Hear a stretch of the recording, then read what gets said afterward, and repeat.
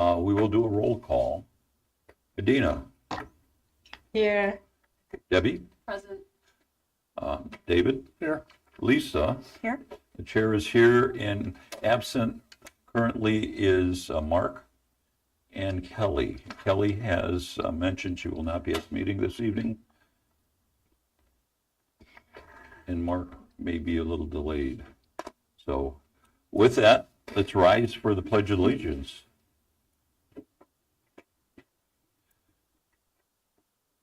I pledge allegiance to the flag of the United States of America and to the republic for which it stands, one nation, under God, indivisible, with liberty and justice for all.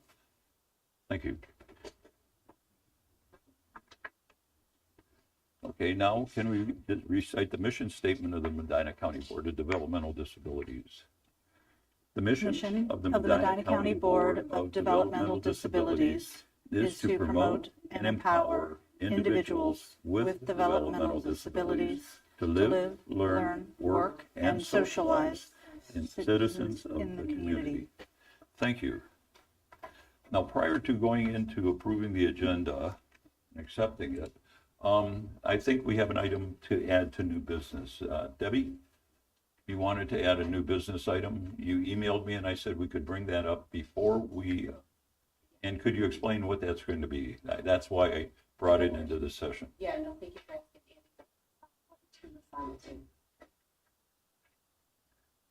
It was just a question really for the new board members as we're halfway through the year, to give us a little bit more visibility to how the strategic planning approach has been handled in the past. That's all. Okay, very good. We'll add that as item number 5 under new business. Thank you. All right. With that, do I have a motion to approve the agenda? The revised agenda as of 7/25/25. Motion to approve the revised agenda. Okay, do I have a second? Second. Debbie? Okay, any discussions, comments, questions, corrections? Hearing none, I'll call, let's just do a group vote. All in favor say aye. Aye. Aye. Thank you, Adina. All opposed? So moved. Okay, next will be the approval of the minutes from the regular board meeting of June 23rd, 2025. Do I have a motion to approve? Motion to approve. Debbie, do I have a second? Second. Lisa? Okay, a motion and a second. Are there any comments, questions, corrections, concerns? Okay, hearing none. Roll call, or not a roll call, let's do a group vote. All in favor say aye. Aye. Aye. All opposed? Same sign. So moved. Mark has joined our meeting. Please make note. Okay, next we have a recognition. Yes, we have a few recognitions. So I'll start off with a proclamation of retirement and service. September 1st, 2025, Melissa A. Swain. Whereas the Medina County Board of Developmental Disabilities knows our staff are the foundation of our system and are critical to our daily mission of helping people with disabilities lead independent, safe, and healthy lives. And we recognize the powerful impact and vital role the staff, am I not on there? Can you hear me now? Am I good? Okay. Whereas Melissa Swain, having begun her employment at the MCBDD on January 3rd, 1994 as a vehicle operator assistant, and having also served our agency as a habilitation assistant, community support specialist, and operations floater, has proven through her years of service to be a compassionate and caring public servant, at all times committed to the Medina County Board of DD's mission, the people and families we serve in our community. Whereas Melissa has taken on numerous responsibilities throughout her 31-year career, her dedication and compassion has shown through her efforts in making sure people with developmental differences have been seen as valuable and contributing members of our community. For 19 years, she worked tirelessly as a job trainer for people who had competitive employment. Employers, individuals, and families have repeatedly praised Melissa for her friendly and responsive work performance. She consistently put in the time and effort to ensure an individual succeeded at a job they loved, whether that meant working on the weekend, early morning, or in the middle of the night. Melissa was there. She developed excellent relationships with the business partners and was able to maintain these relationships even after she left the position.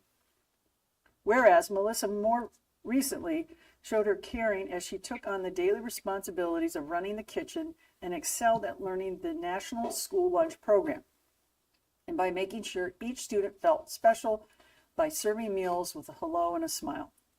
Whereas knowing Melissa will be missed greatly by Windfall School students and many other individuals she has helped along during her career, she has been a great advocate for those she helped and also a wonderful coworker and team member. Knowing she will leave a legacy based on everything she has done for and provided to the Medina County Board of DD, and especially the positive impact she has made on countless lives of people with developmental differences in their family. We are honored to recognize your efforts and appreciate all you have done with and for people with developmental disabilities in Medina County. Therefore, the Medina County Board of Developmental Disabilities formally expresses its sincere gratitude and appreciation for your contributions and congratulates you on the occasion of your retirement. We wish you all the best and continued future success. Okay, Okay, recognitions. I have a couple proclamations that you have signed. I'll get Mark to sign here. The first one I want to read to you is the Medina County Fair Junior Fair Board. This is a letter of recognition and appreciation. Whereas the Medina County Junior Fair Board has demonstrated outstanding leadership, compassion, and innovation in its efforts to create new and welcoming activities and opportunities for people with developmental differences and their families in the Medina County. And whereas the Junior Fair Board continues to find ways to share their passion for Medina County's long history of agriculture and its vital importance in today's society, and has taken meaningful steps to help provide equitable opportunities for people with disabilities to participate fully in the Junior Fair Board activities, including the annual Fair Friends event and first ever Medina County Fair Sensory Fun Friday. And whereas these efforts reflect the values of community spirit that strengthen our county and serve as a model for other youth organizations across our county, the state, and beyond, and by fostering these programs and activities that are accessible and affirming for individuals of all abilities, the Junior Fair Board has made a lasting impact on participants, families, and the broader Medina County community. And whereas their work raises awareness, acceptance, and understanding, thereby enriching the lives of all who take part in helping pave the way for a more inclusive future. Therefore, we, the members of the Medina County Board of Developmental Disabilities, are honored to recognize the dedication of the Medina County Junior Fair Board and commend all its members for its efforts. We offer our heartfelt gratitude and utmost appreciation, support, and admiration for making an impact on the lives of people with developmental disabilities. They've really taken the lead on this Sensory Fun Friday, so we wanted to recognize that. Any comments, questions about the recognition? Okay. Okay, and then the other one is for the Medina County Commissioners. Whereas access to safe, dignified, and accommodating restroom facilities is a fundamental necessity for all individuals, including those with developmental differences, seniors, and many other citizens with complex medical or mobility needs. And whereas the Medina County Commissioners have demonstrated leadership by overseeing the installation of the first fully accessible universal changing restroom in a county building, showing a broader commitment to human dignity, family support, and equal access to public spaces. And whereas this universal changing restroom features critical accommodations such as an adult-sized changing table, accessible layout, and privacy enhancements that go beyond standard ADA requirements, serving individuals and family who have long faced barriers to public participation. And whereas by creating a model of inclusive design, the Medina County Commissioners have set a powerful precedent for future public infrastructure and demonstrated that our community values and respects the needs of every citizen. Therefore, we, the members of the Medina County Board of Developmental Disabilities, extend our sincere appreciation to the Medina County Board of Commissioners for their leadership in advancing accessibility and inclusion. We recognize this initiative represents a significant and lasting investment in the health, safety, and dignity of all residents and visitors, and we celebrate this milestone as a defining step forward in making our county truly welcoming for everyone. So it has completed, as you will recall, we had ARPA funds and we were able to purchase those tables. So they have completed it. You know, Bobby's been out, got signage going. So it's really a wonderful thing. It's a great step forward. What floor is it on? It's on that first entrance when you come off the parking lot. It's right there before you turn down the hall to go to the elevators. So, yeah. Anything else? Mark, don't forget to sign before you leave. Okay. Sign it before I- All right. Next, presentations, waiver 101. Yes.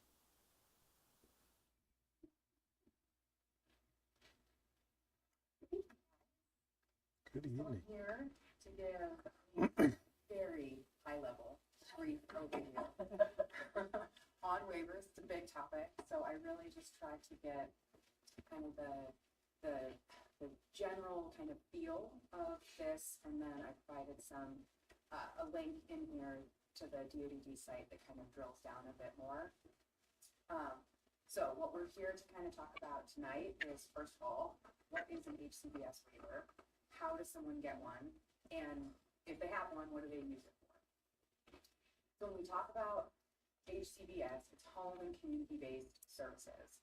The primary foundation of these funding sources are to help individuals with disabilities to live in the community. And as I talked about a couple months ago, when you indulged me on person-centered planning, my favorite topic, using that person-centered planning approach and supports to really help people be included and have as much independence and autonomy as they're able to in their community.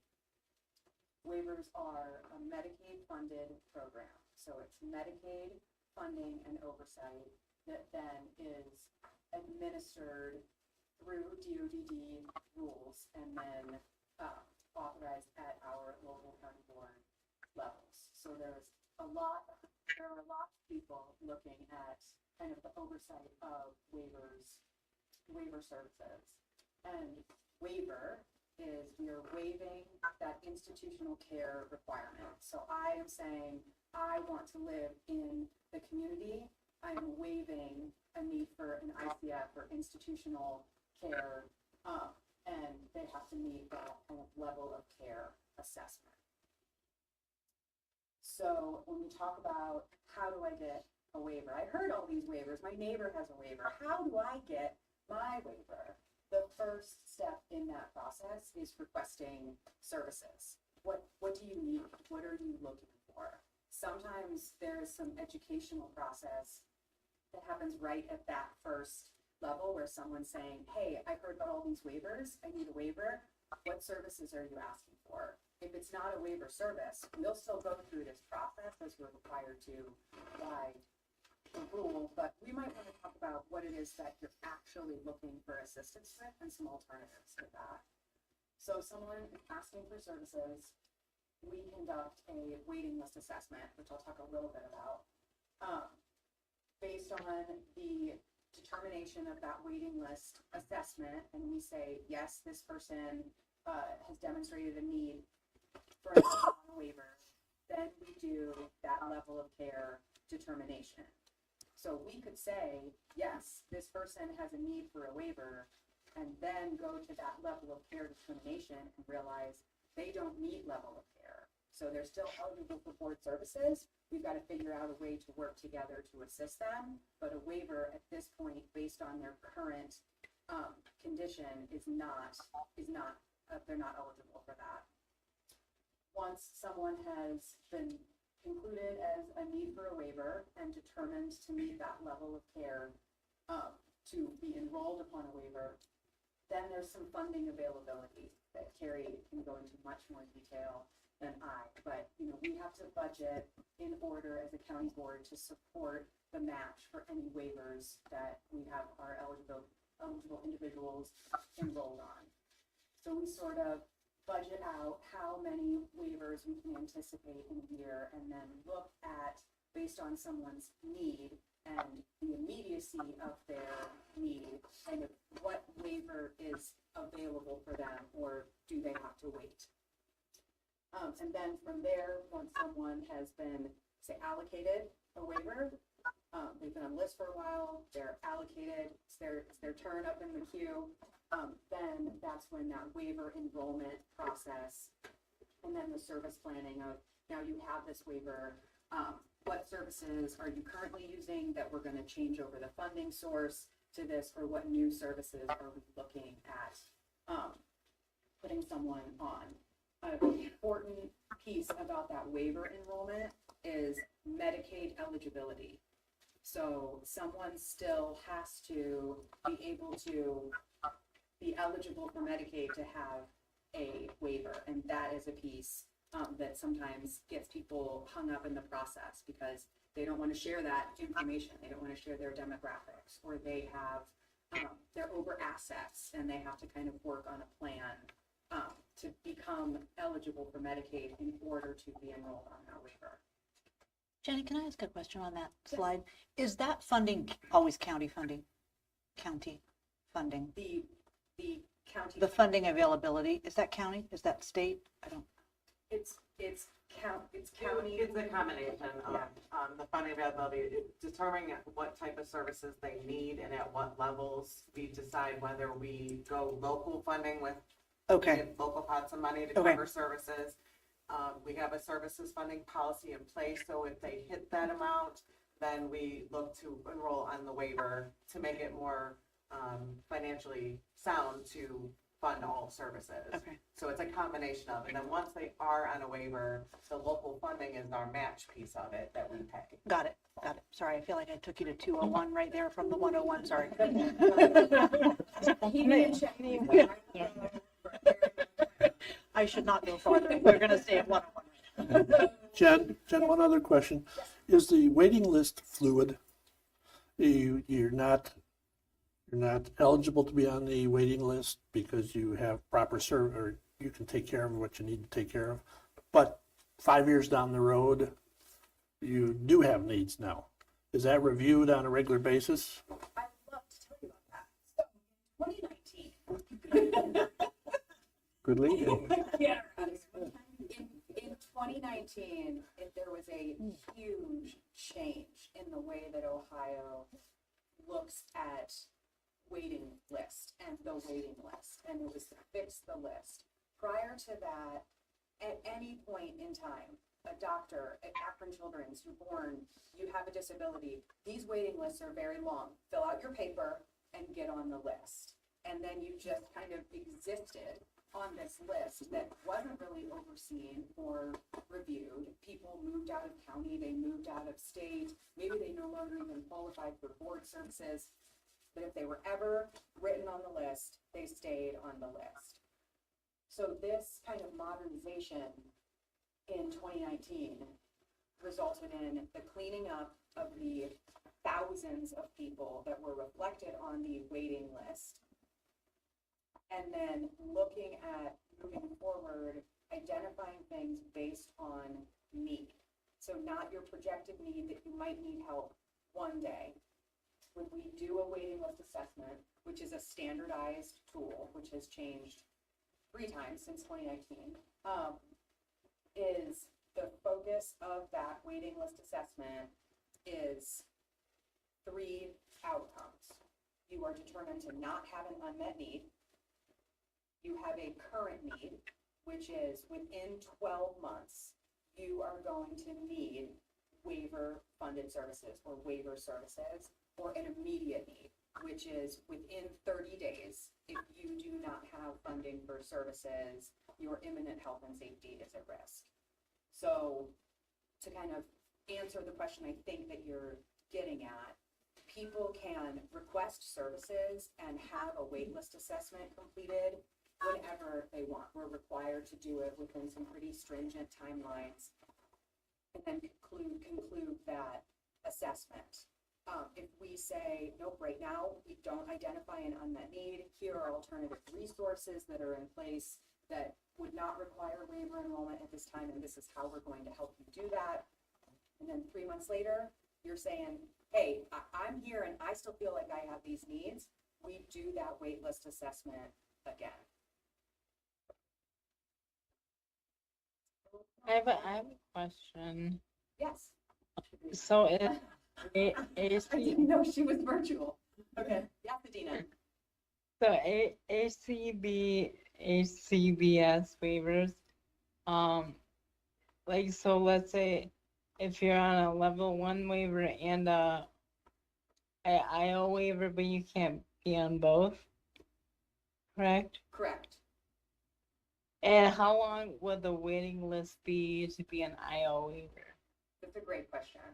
So it's not only just the 3DD waivers. There's other home and community-based services waivers in Ohio, and you can only have one waiver at a time, regardless of if it's a DD waiver or there's other Medicaid waivers in Ohio that kind of cover some other services or other demographics of people, and people overlap between which waiver they might be able to have.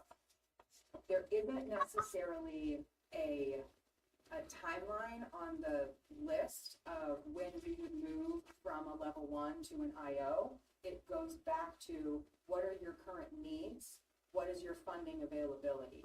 So if you have needs that will exceed what your level 1 waiver will pay for, then you would be determined to need an IO waiver. And the timeline on that would then go back to that current. Are we projecting this within 12 months or immediate? There's been a significant change in condition, loss of caregiver, something like that, that would result in needing to switch within 30 days to that IO waiver. Does that answer your questions?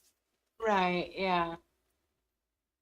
And but would you know the level 1 waiver, how much how much money is in the level 1 waiver versus the IO waiver? Yeah. So, so the level 1 waiver and the South waiver both have annual funding limits. They are the same annual funding limits, 62 and change, right, for adults now? Yes. And then 40, 45, 48 for youth. So when you're in school, you have one funding availability budget range to work with. When you graduate school, that increases because of the anticipated need for employment supports, day service, whatever that looks like. So with the level 1 waiver, primarily those are individuals with kind of lower paid support needs. There is that annual funding limit, and some of the most common services that we look at for someone who's appropriate for enrolling onto a level 1 waiver is that kind of drop-in HPC. They need 20 some hours a week of assistance, respite services, whether either residential or like community respite, like camps, employment and day habilitation support, vocational support, and transportation.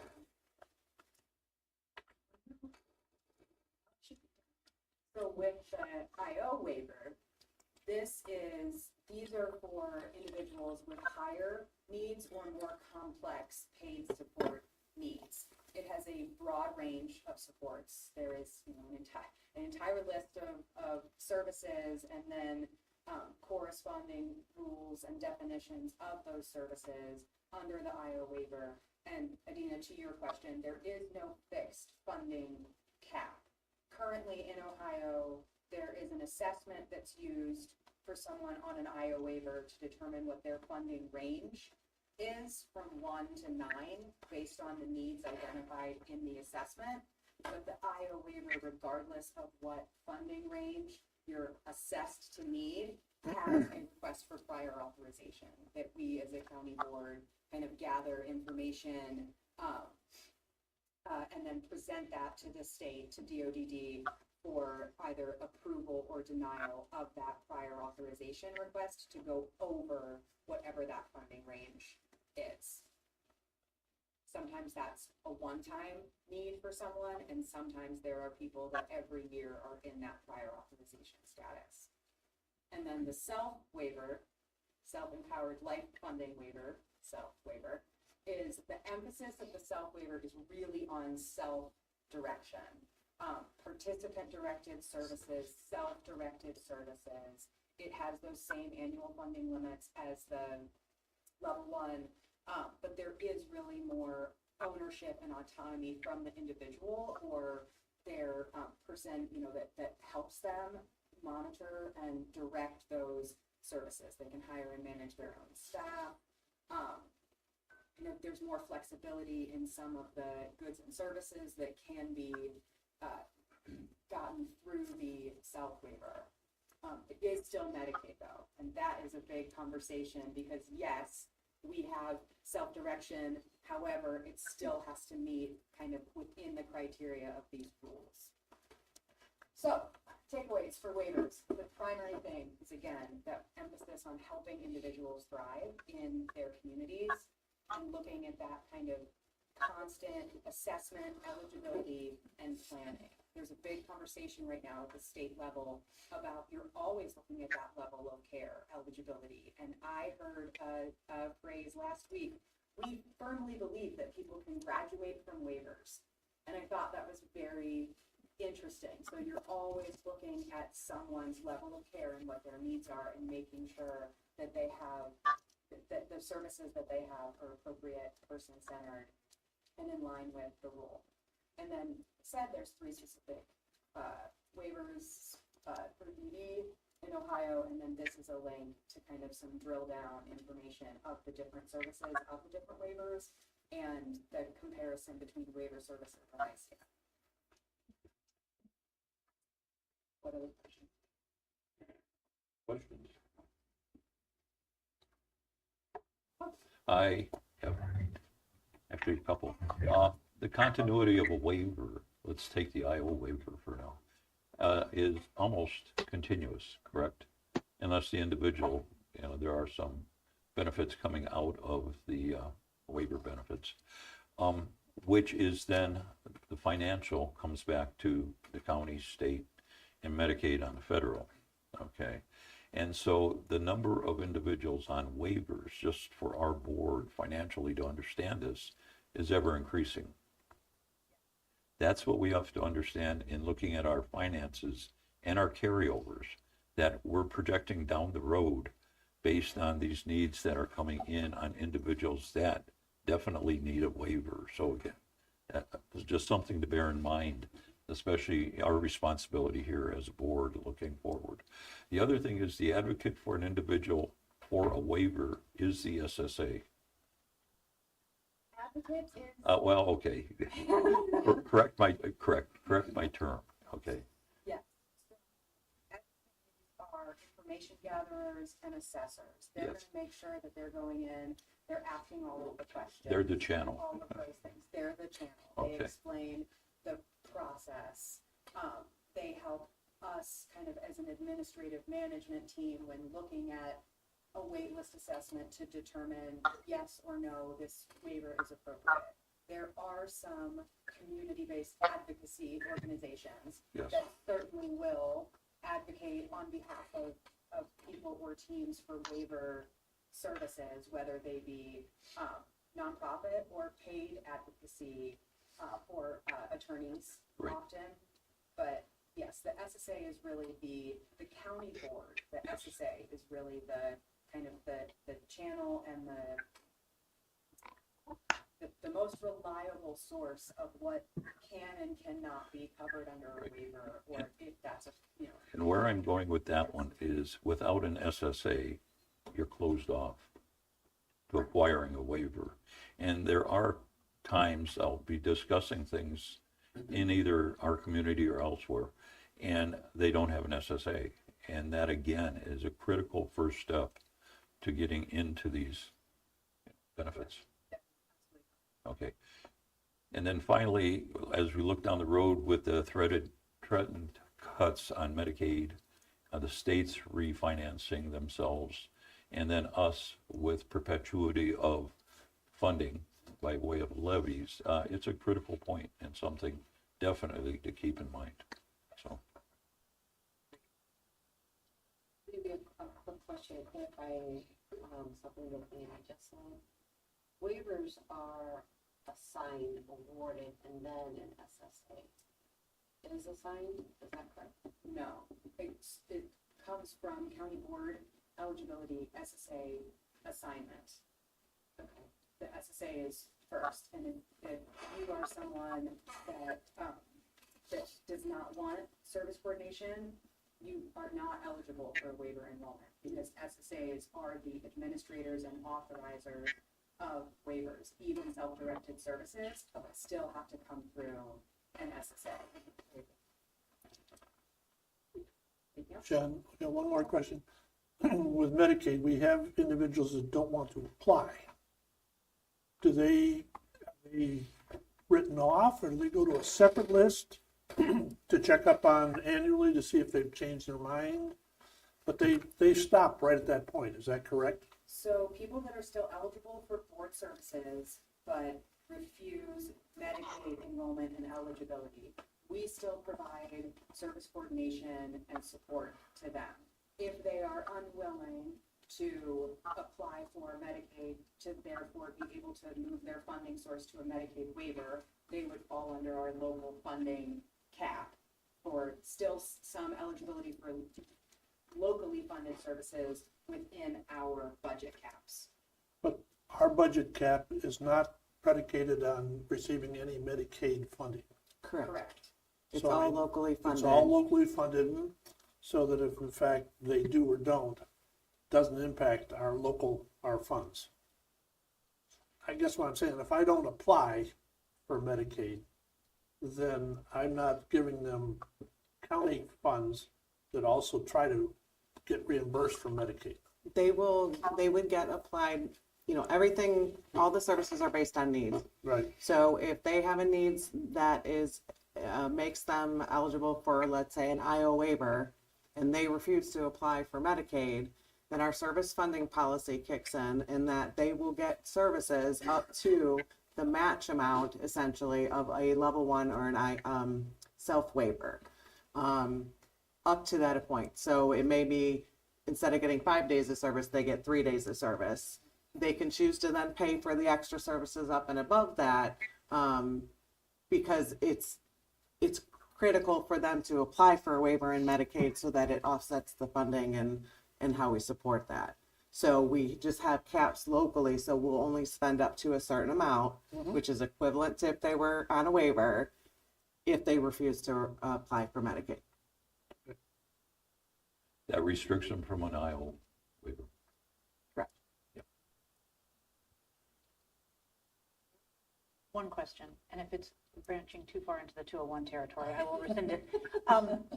You mentioned graduating from waivers. Am I recalling correctly that we've also had the conversation from a funding standpoint around once someone's on a waiver, they're on a waiver?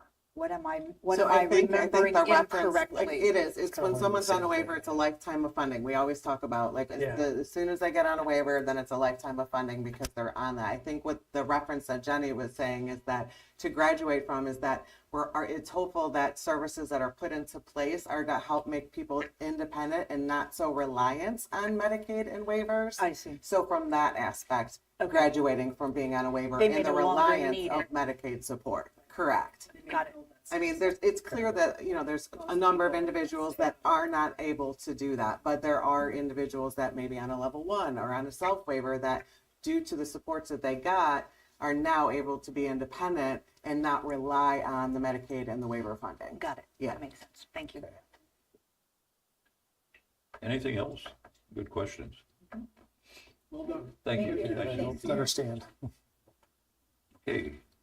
Number 2, connecting the dots, strategic outreach to engage the community.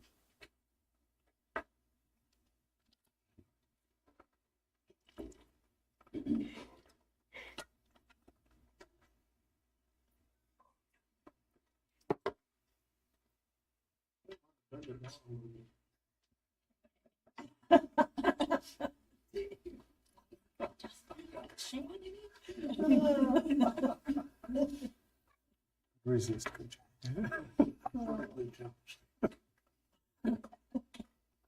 All right, so tonight I'm here to talk about connecting the dots, strategic outreach to engage the community, or as I like to say it, how we find people without being creepy. So tonight we're going to talk a little bit about who we're really looking for when we're talking about county board services, how we're outreaching to them, how we're using partnerships to enhance how we're getting information out, and some of the tools and resources that we currently use and we hope to use in the future. So, what do we do again, right? We support individuals with developmental disabilities, but we also support their families, guardians, caregivers, and more.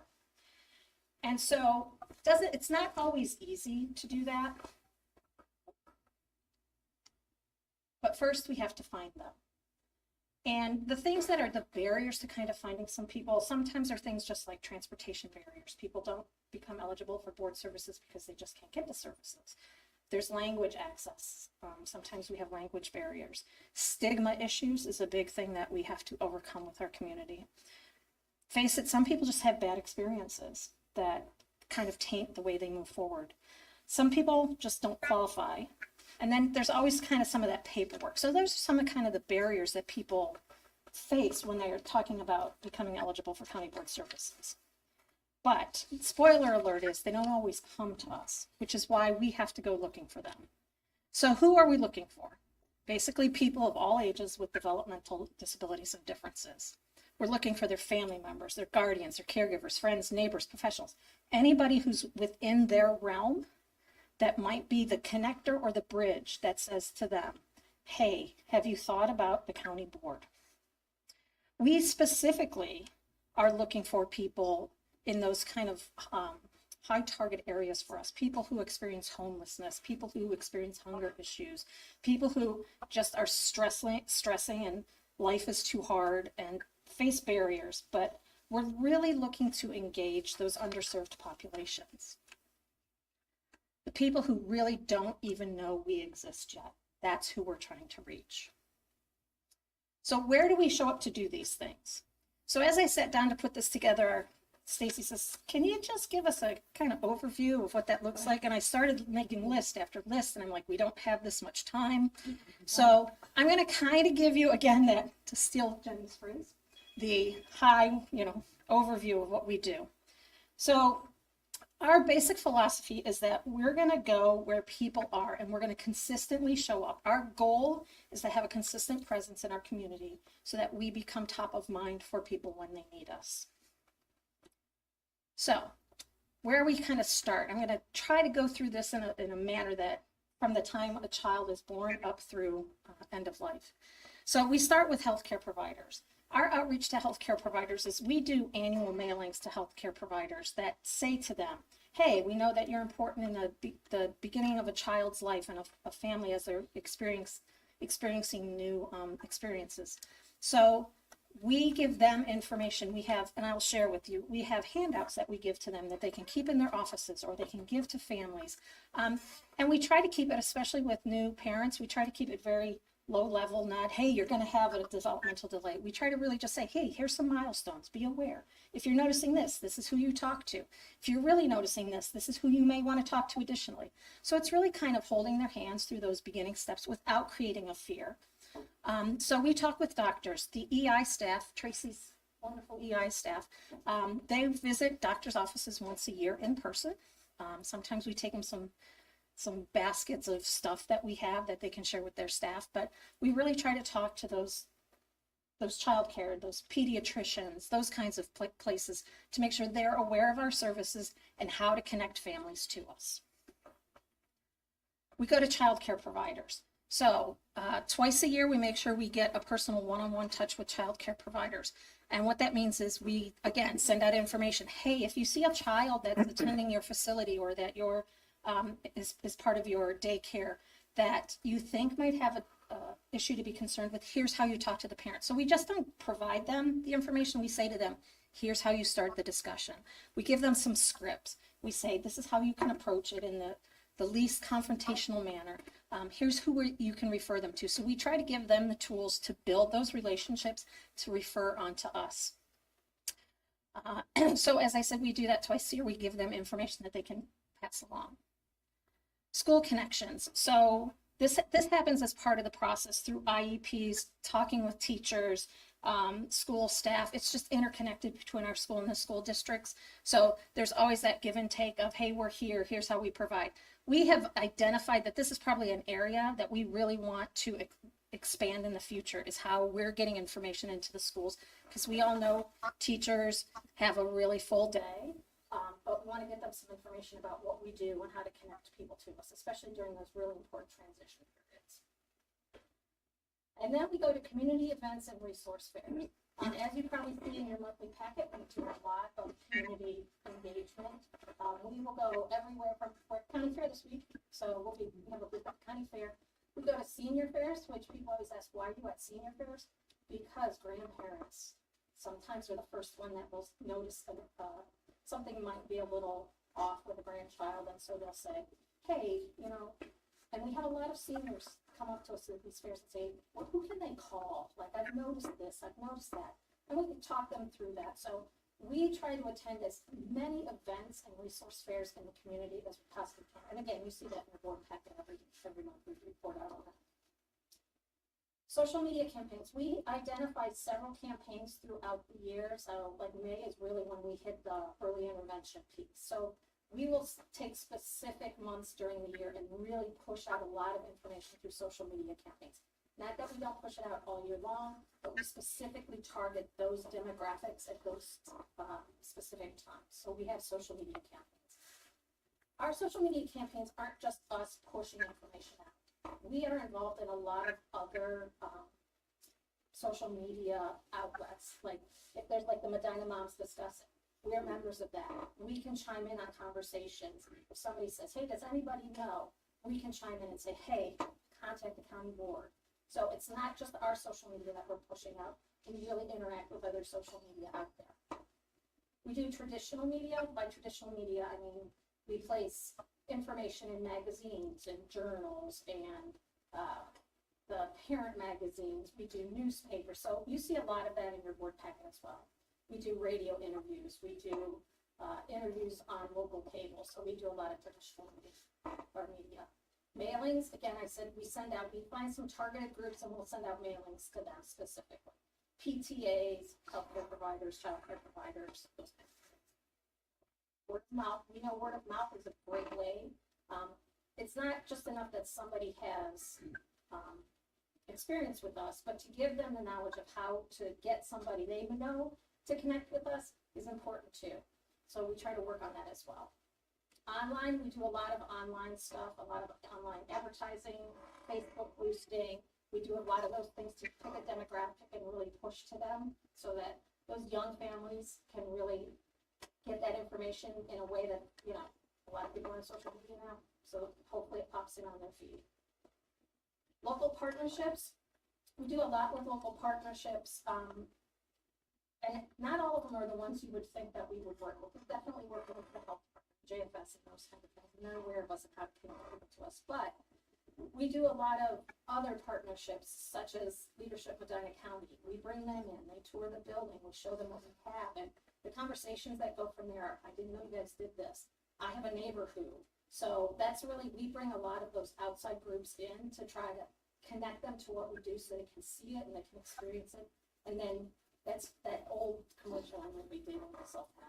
They told two friends and they told two friends and they told two friends. That's really what we're looking for.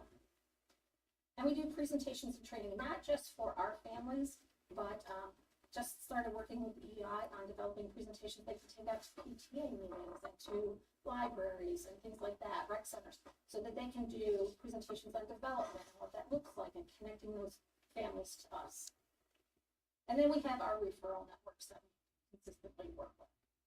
So those are just some of the places we show up. But as I said, it's not a comprehensive list, but it kind of gives you an overview of what we do. So everybody's asking the question, does it work? So this is based on our EI referral data for the first half of 2025. So we had come into our system, parents initiated 156 interactions with early intervention. Community nonprofit, so the health department, those kinds of would be 6. Not coming through the hospital, 14, child find 23, healthcare providers, so those are your doctors and physicians, 19. And then some of the other ones include would be, like I said, Head Start, health department, preschool. Hey, when the parents, oh, pardon me, I don't get used to this. When the parents come through, do we have the ability to ask them how they heard about us? I believe that's part, Tracy, you probably. When the parents come through, I think it's part of the.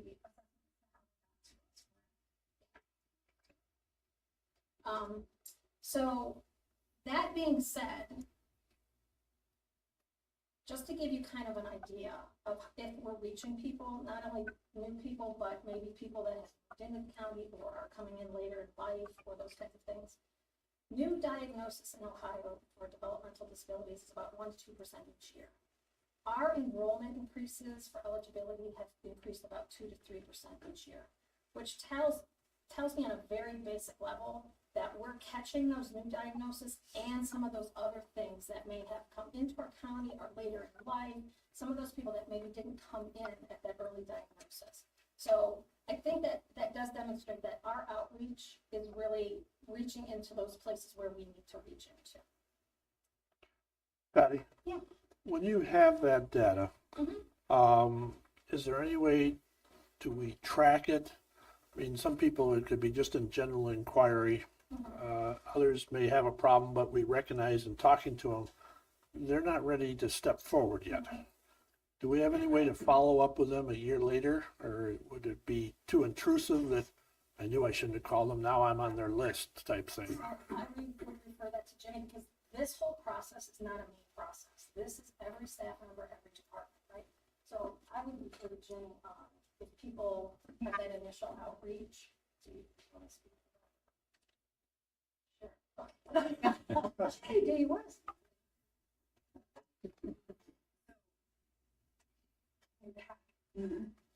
So, once someone contacts the board or someone is referred to the board for eligibility, we have their information entered into GRICO, regardless of if they complete the eligibility process or not. I would say as a moment in time, our department, our intake department wouldn't have the capacity to kind of reach back out a year later and track that. But I understand kind of your point to that. Typically, what I will say is one thing I know that they are doing is ultimately as the individual or the guardian, I have to request services and follow through with the steps of eligibility. If a teacher or a neighbor or somebody reaches out to us and says, hey, here is this person, here is their contact information, I think that they would benefit from board services, we will, our intake staff, they do reach out to them and encourage them to call back, sign release, kind of step through the process.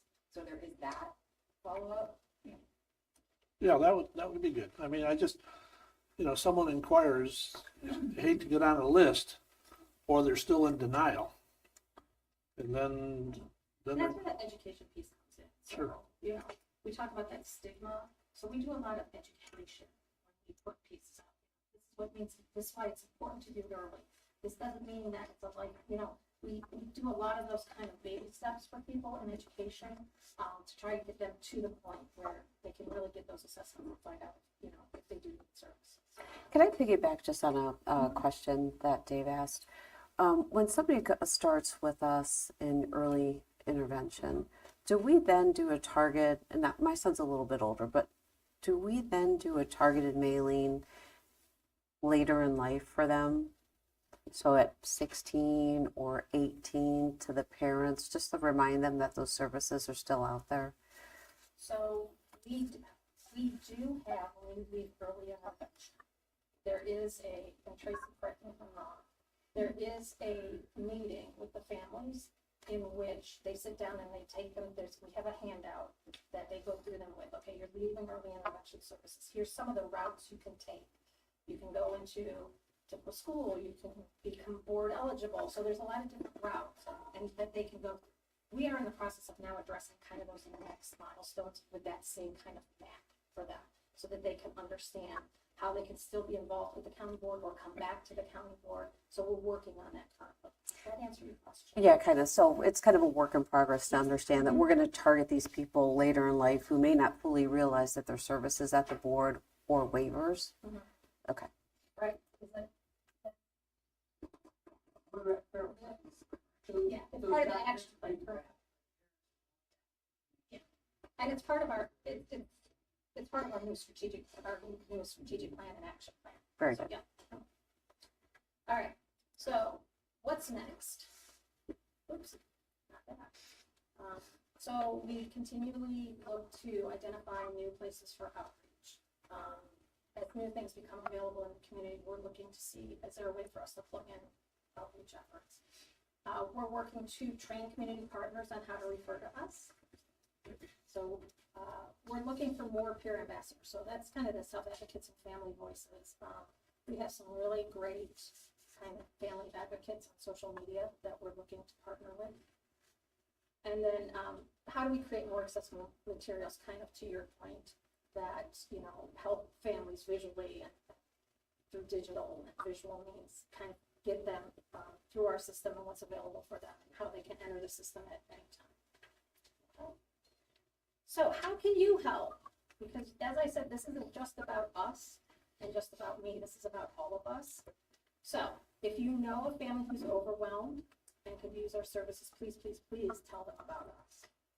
Help spread the word, share our info. So as we're sharing information with you, feel free to share it with your networks. Invite us to your meeting or a group or an event anywhere. We're willing to, it doesn't have to be specific to the DD community. It can be anything. As I said, we go out and we talk to a lot of different people. Westfield Center, Ed staff does a great job with their advocates going out and talking like to Westfield Center and introducing, you know, all of their staff to what we do. So we do that for any business. And then you can follow us, like us, tag us, and share on social media. That's always a great way to get involved, and it's super easy. Questions? Any questions? They've been asked, I think. Okay, thank you, Patty. Good job.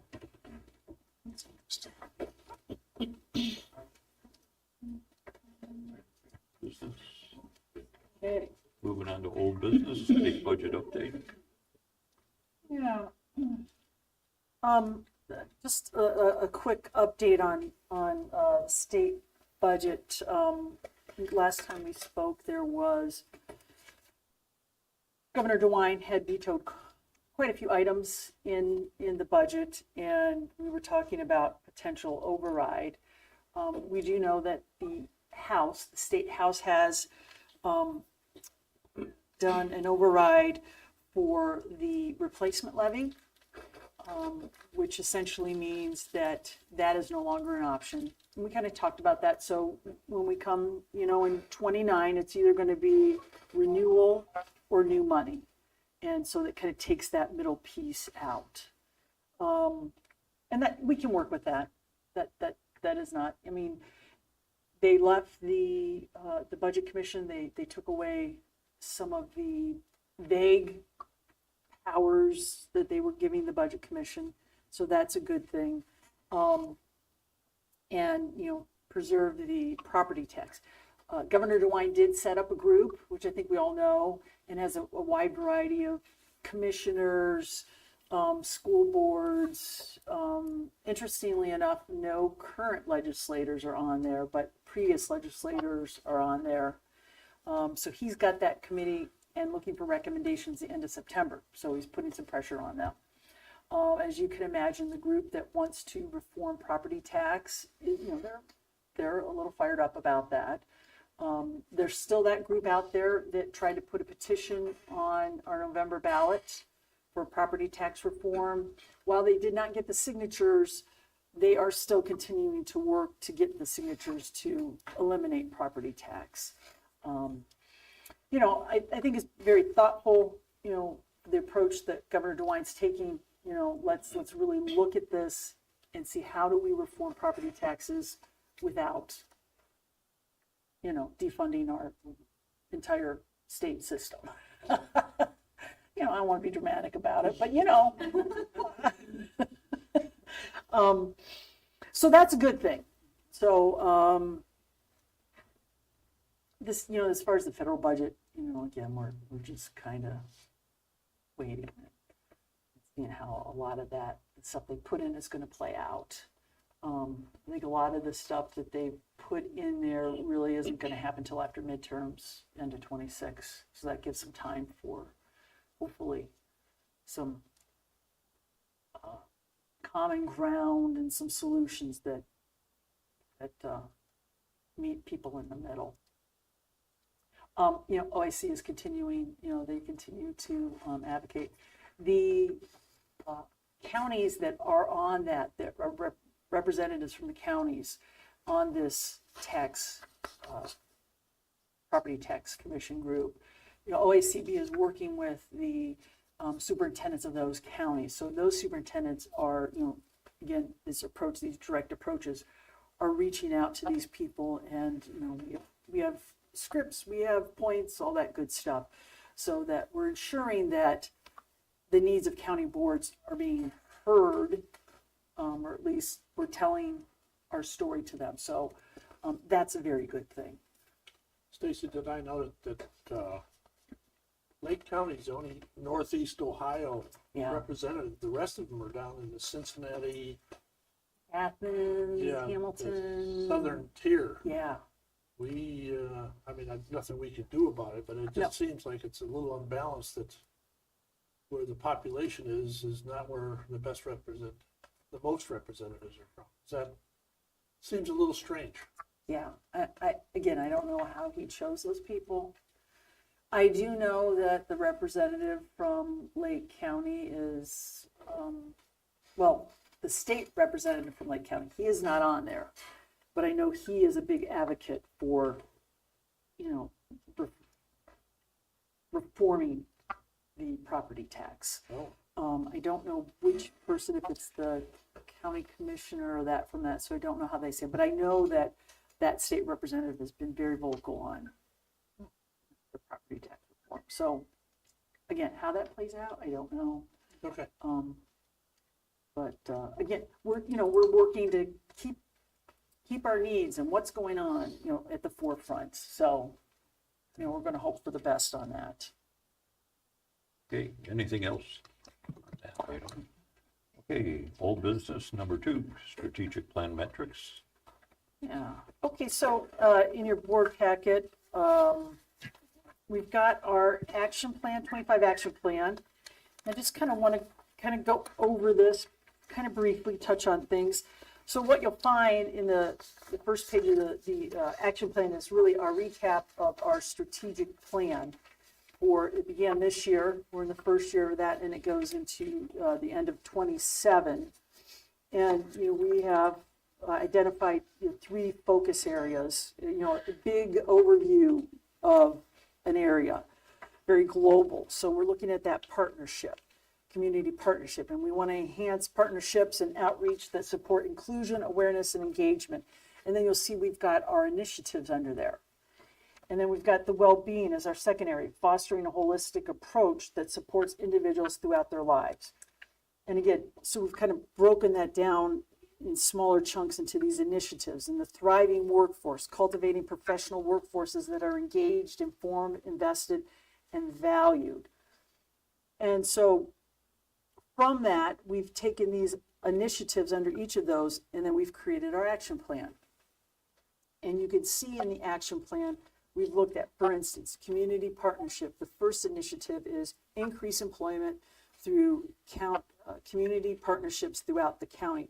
So we've kind of said, okay, how are we going to do that this year? This is just for this year. How are we going to do that? And so we've identified some real specific things that we're going to do.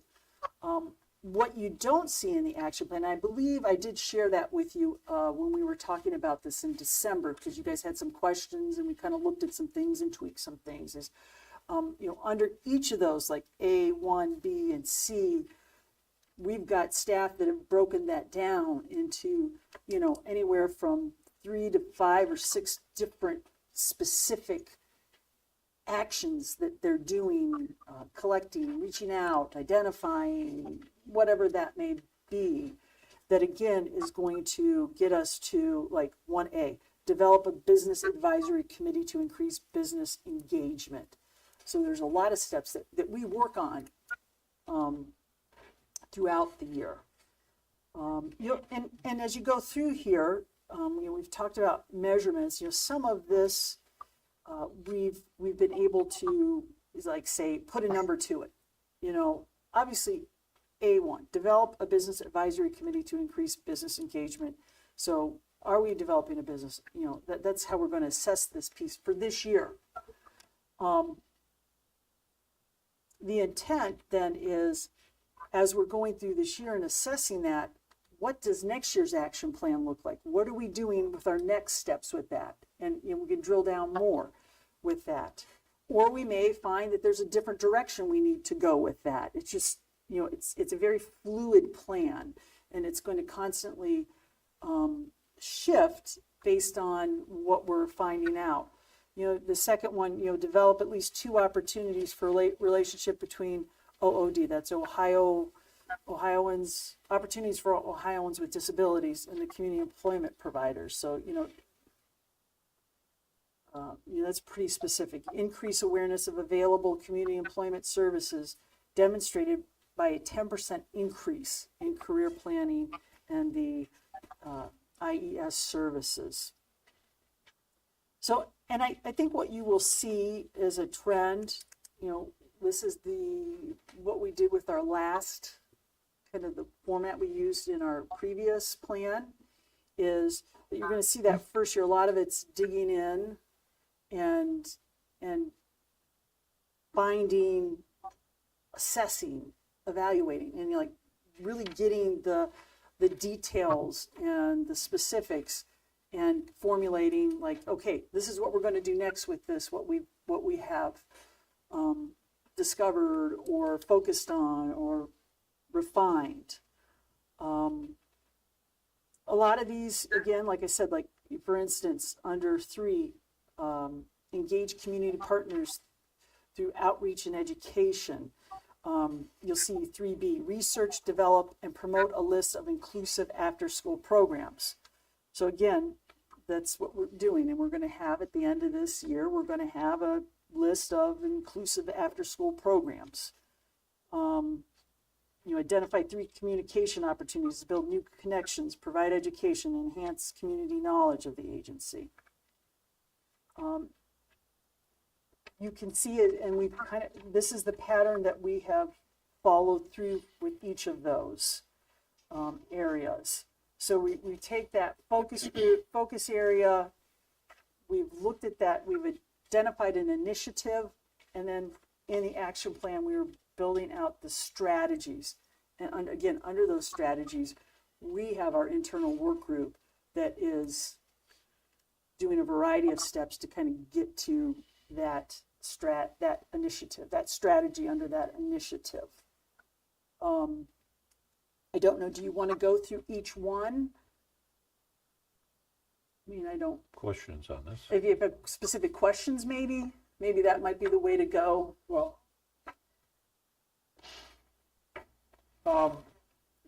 no, I like this because we've got some statistics in there. Now, there's no sense sitting here arguing, I think 3 would be better than 2, or 10. I guess that's up to you and staff to determine. But I also looked at the end of the year, this would be something we could turn around and say, how did you do when we're trying to evaluate you? Sure. At the end of the year, could I turn around and say, did we develop the advisory committee? Mm-hmm. And how successful were we? Well, it wasn't successful. We tried it, didn't work. Okay, that's the result. But the idea is here, we're going to develop that committee. Right. So I'm assuming at the end of the year, we'll have gotten the committee done, if not already done. And if we don't, we're going to have really good reasons why. Well, and that'd be fine. There'd be a reason for it. Right. But, yeah, was gonna add a word almost on a lot of these things, is continue to improve, or continue, and then I finally said, well, you could say that about everything, you know, and Right. that's, so I'll bite that off, but, you know, identify 3 new, what, research, develop, or promote a list of inclusive. Well, I think you're probably doing that now, so rather than throw the word in continue, I'm just accepting the fact that these are ongoing Right. events that we do. Right. Right. I don't know where else you could put the word continue without using it in every line, and that's senseless. But no, this, I like the idea that at least it got some feel for it. And all the details of whether it should be 3 or 4 or 5, that's, we may get down to that level sometime, but that is getting into the weeds I somewhat. think overall, I perceive this as a hierarchical structure. Okay, this page is the tip of the hierarchy. This is just a generic. The 3 successive pages are the next level of that hierarchy with more specifics. There's additional levels within the center here Right. based on how this permeates to each department and subsequently into each individual. Am I not right? Correct. Because when we look at, you know, we've had reviewed some of the individuals' reviews, and that is a continuation of this hierarchical structure, which is based on these 2 levels, the initial levels that we see. Yeah. So again, that's how this permeates within this organization, which is very good. And if we desire to see additional levels, I think that'd be available. Right. One of the things that was really important that I wanted to make sure, and the directors also agreed with this, and we saw this with our last plan, and we're taking it to another step, is really, you know, an action plan, you know, it can be a to-do checklist, and, you know, we give you the dashboard, you know, update on this and that, and it, you know, you can get in real quick to scrambling before and like, but what we have done to incorporate this is, you know, once a month, we have the directors and the middle managers, and we have a specific like focus area that we report on to everybody. So it's constantly in our process. You know, when we do, and we've talked about this before, when we do the budget process, we've done this now for several years, we've asked the directors to say, okay, I'm requesting X amount for this and that, and this is specifically related to this specific strategy initiative. And so we're trying to identify more, so we can show people that we're really living it and breathing it. One of the things that we've done, the next step we've done with this action plan now is I've asked the directors to, and it's kind of a 2 birds, 1 stone, is you've got some great people in your department that are leaders and know this stuff, you know, and you're delegating this out. Put that, we've got an internal list and we know who's in charge of which one, you know, we keep track of that. Put those folks in charge of it, and then they come to the meetings and they present it, you know, because they're doing the work. And, you know, 2 birds, 1 stone, it's building leadership and that, but it's also giving people more responsibility, more buy-in to it. So I think we're doing some really great stuff with it. Yes. Yeah, thanks, Stacey. So a couple of quick questions on Sure. this. So I know that this is on our website, and it's a very good outward presentation of Yes. what the focus items are. So like if I were to look at the first one, develop an advisory committee, right, check. Within that advisory committee, I would assume, like, not for us to get into how the sausage is being made at a board level, I will assume that they have a common agreement of what increasing business engagement looks like, right? Here's how we define business engagement. These 5 ways, right, is how we define it. And then this is what the next step is, and measure it. Correct? Yeah. Yes. Okay. And we Yeah, I could really like- systematically go through every single one of these, right? Develop at least 2 opportunities for relationships. That's easy to measure. Increase awareness of available employment services demonstrated by a 10% increase in career planning and IES services. It's always good to have a starting point from where that 10% Right. is, There's a baseline. right? Right. And I don't think that we should be afraid to share that number, right? Because we're going up, we're not going down. And if we're going down, there's always a reason in terms of why we're Right. going down. We might have lost, a major employer or something along those lines. But there's always a good story from my perspective to tell, and being transparent with these numbers so everybody really understands everything that's being done, I think would go a long way. And I'm not saying we're not being transparent. Right. I'm just saying if we could, at the end of the year, make sure that our recap of what that report out looks like is really strong. I think that would be great. And we do. Yeah. We have that end of year, so you kind of get those touches during the year, and it's kind of in process, so you kind of get a little piece of what's going on and where we're making strides. But you're right, at the end of the year, we're going to have a report that's going to say, okay, boom, so we had, I saw the end of the year yeah, report. so we're going to have that stuff that's going to really put that stuff there. I think this is a good level of detail. I think this is a good tool for us to use to kind of monitor how the top level elements tie to all of the detailed work. And I really appreciate the opportunity to hear from different individuals, because not only, there's the additional benefit for us is we get to know other individuals Right. within the organization that we might not cross paths with. And I always appreciate the opportunity to do that. So I think this is a great approach. I appreciate the walk through it again. Sure. Anything else? Adina, I haven't forgotten about you, so if necessary, please feel free to speak up. They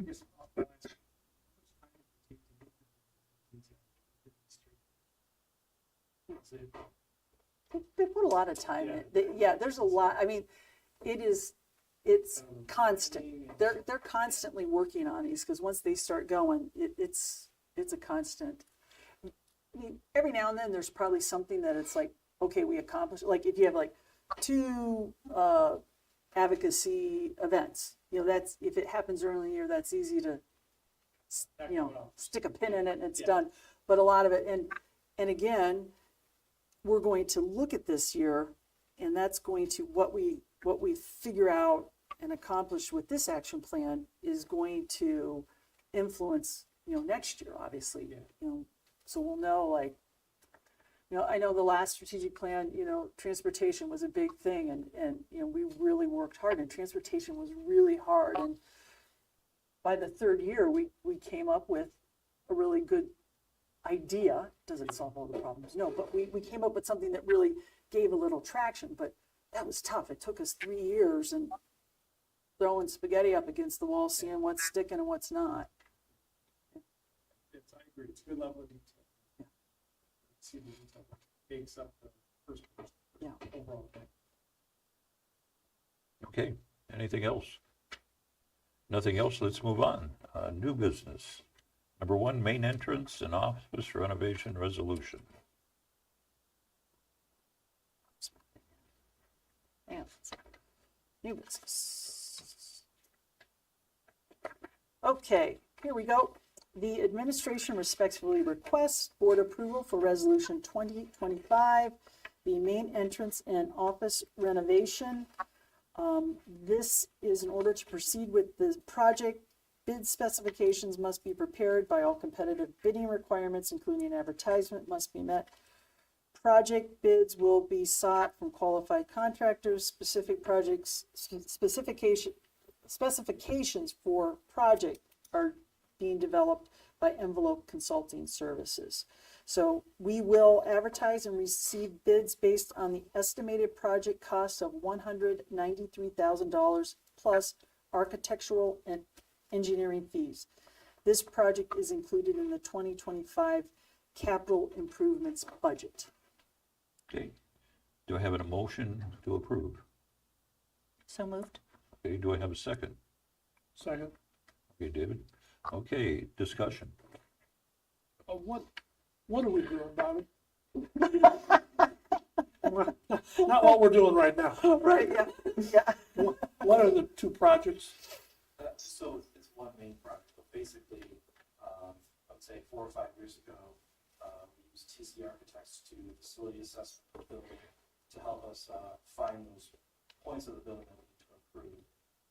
And more specifically, this project is looking at those ADA type things that we need to get up to par.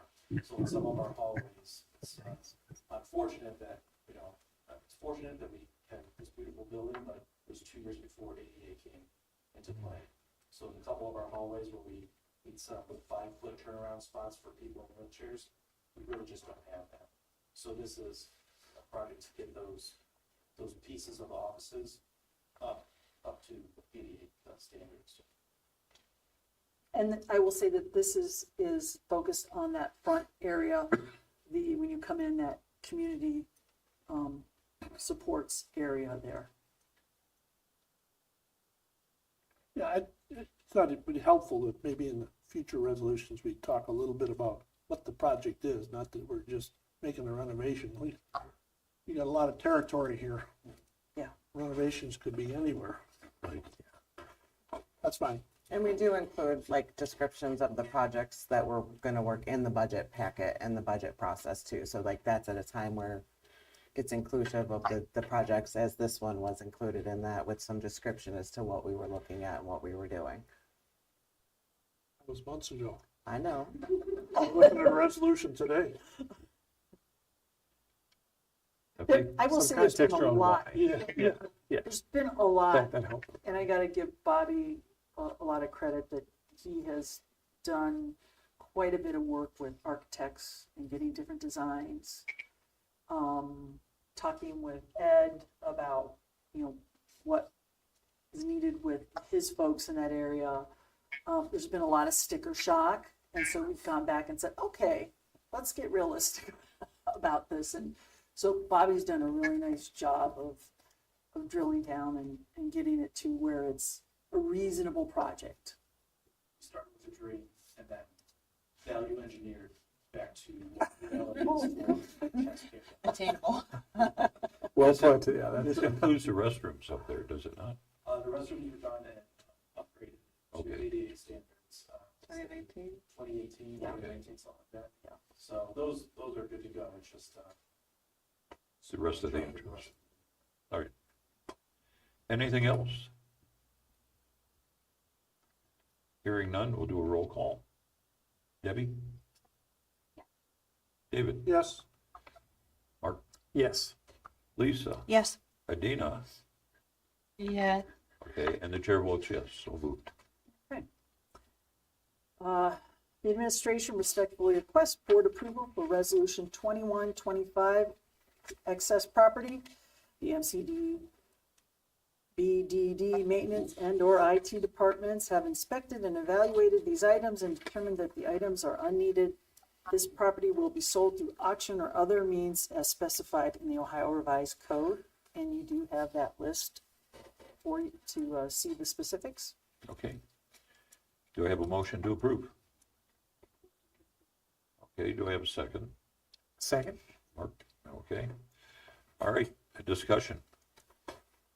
Quick question. Mhm.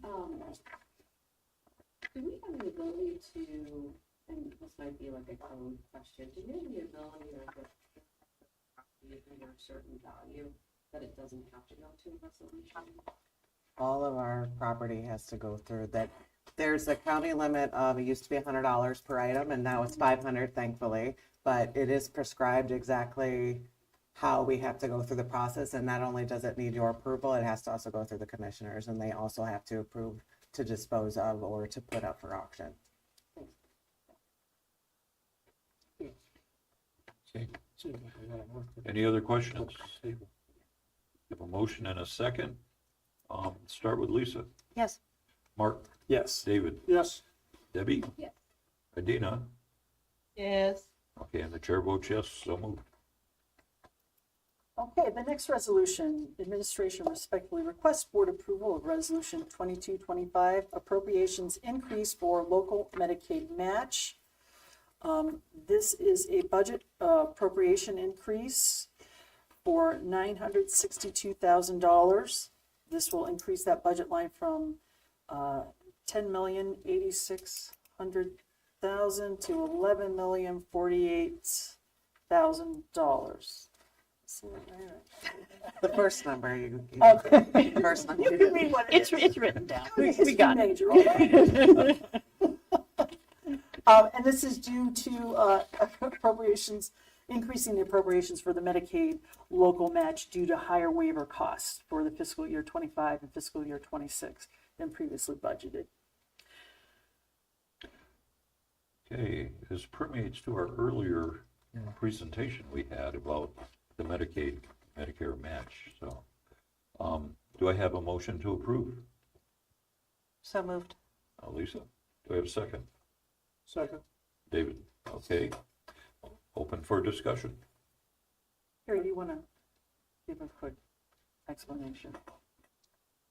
So in July of every year, we get our, what is called the supplemental invoice or the fifth invoice for Medicaid match for the previous fiscal year. So when we estimate for budget purposes, we only can use data that we have available a year prior.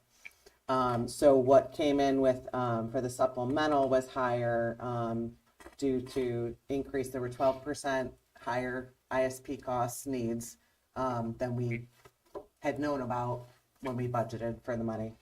The other component of the July invoice is the first quarter of the new fiscal year invoices, which again, same concept is we're trying to estimate using 2 years old data, what it's going to be, in the next fiscal year as far as match goes. But because the costs increase, it's accumulative to the next. So when the state does the calculations for the next fiscal year match, they do one number based on an ending number from a previous fiscal year, and then it's a fixed payment for 4 quarters.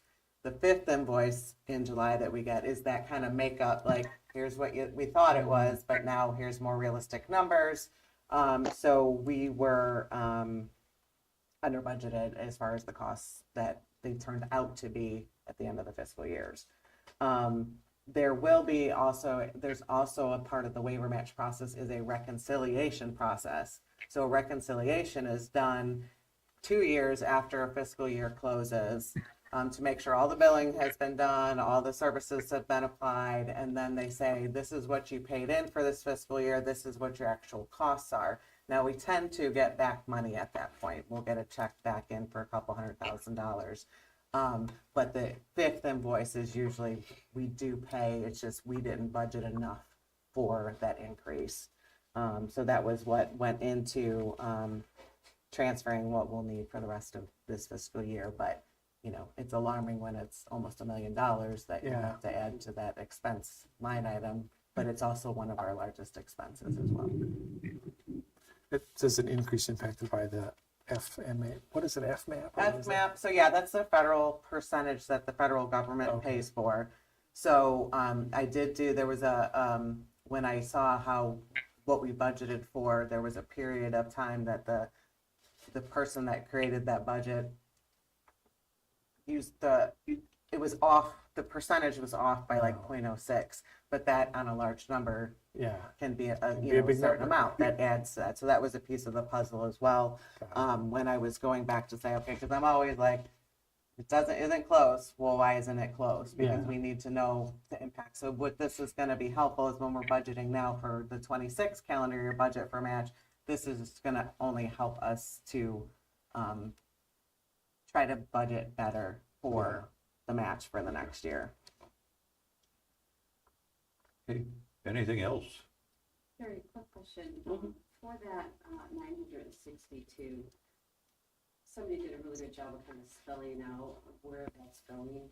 Do we actually have to provide itemized numbers to anybody besides putting that number? What are you saying? Like, so underneath this 962, do we have line items? yeah, this match is our Medicaid match. That's with the county budget. So when you guys approve any appropriation changes or transfers, once you approve them, I send them to the county, and it has to go through the commissioners, and they approve to adjust, so the auditors can adjust our budget. Is that your question? Yeah, you hit on it. You bet. Yeah, so I do have a form that I fill out specific for the county, same kind of description, information, what accounts we're using, and then it goes before the commissioners. So this one will go before the commissioners They do them once a month now, so it won't go till like the third Tuesday in August, third or fourth Tuesday in August. So same question, so then they have to still reconcile up to that 960? No, they don't, because that's at our level. Okay. That is our control at our level with the budget. Our budget is here. Okay, very good. Yeah. But I will always have that for whether you're gonna ask me or whether they're gonna, whoever's gonna ask me, I'm gonna have that information available. Anything else? Okay, we'll call the question. Debbie? David? Yes. Mark? Yes. Lisa? Yes. Medina? Yes. Okay, and the chair votes yes, so moved. Next item, policy review and approval. Yes, so we are requesting approval for the policy listed below. And this is tabled from the last meeting. So we heard what people were saying from that conversation, and we tried to put that in place. And so this is what you got. So what do you think?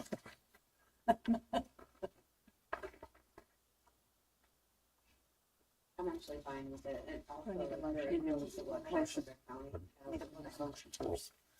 Uh, I know. You weren't supposed to ask. Yeah. I know. Yeah, my bad. And you go. Rewind here. Okay, well, do we have a motion to approve the edits and changes? So moved. Okay, and a second? I'll second it. Mark, thank you. All right, any further discussion? Hearing none, call the question. Looks good. Lisa? Yes. Mark? Yes. David? Yes. Debbie? Yes. Medina? Yes. Okay, so moved. All right, and the last item was, Debbie, your question number 2 in a note you sent regarding, do we need to get any other information on it? Or have you, Well, I know Kelly's not here, and I think we had some of the same questions. I think the question is the actual process. So I know that this is a 3-year plan. It used to be a 5-year. Big fan of 3-year over 5-year, to be honest, because it's just, you're just, 5 is too big. yeah, way too big. But maybe help me understand the history of the process. For example, I know Diana shared that a SWOT was created. I'm assuming that SWOT analysis was shared with the board and there was a conversation on it. That is part of the process. So how this all kind of goes together is, end of 23, beginning of 24, because 24 is our planning year. We're assessing where we are in that current strategic plan and what's working, what isn't, what are we seeing that we may need to do in the future. So there's part of that process, initial discussion. We work with Lily Jones from the Ohio Association of County Boards. For those of you that were at you weren't there because you weren't on the board, but on the focus group, he does our focus groups. So we start having conversations around that.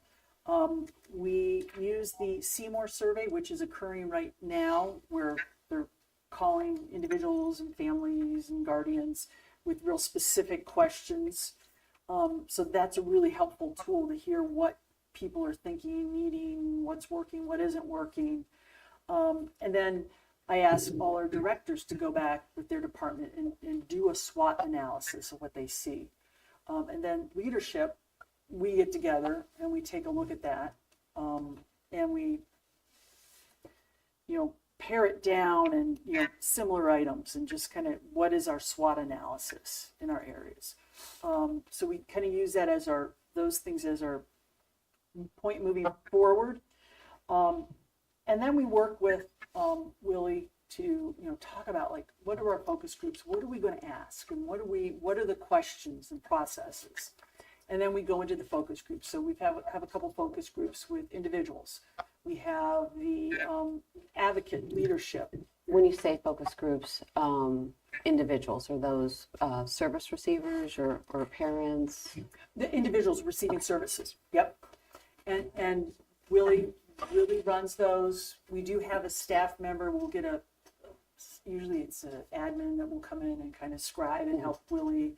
Willie has his poster boards everywhere up. So it's a great process. We do our staff, we do providers, we community partners, we have them come in for their own session. We have our own session for board members to come in and participate in that. Trying to think, am I missing anybody else? Community partners, parents and caregivers. So we try to set up, times that work for people. And usually with like parents and caregivers and individuals, we have a couple sessions. So there's like during the day and an evening because it fits different schedules. So we try to, blast it out. But, we also ask, I'll ask, staff like, hey, talk it up to people and let people know that they're interested. And then from that information, we pull out, what are the common themes and needs, and then we build it into our areas of focus and Top priorities, right? Yeah.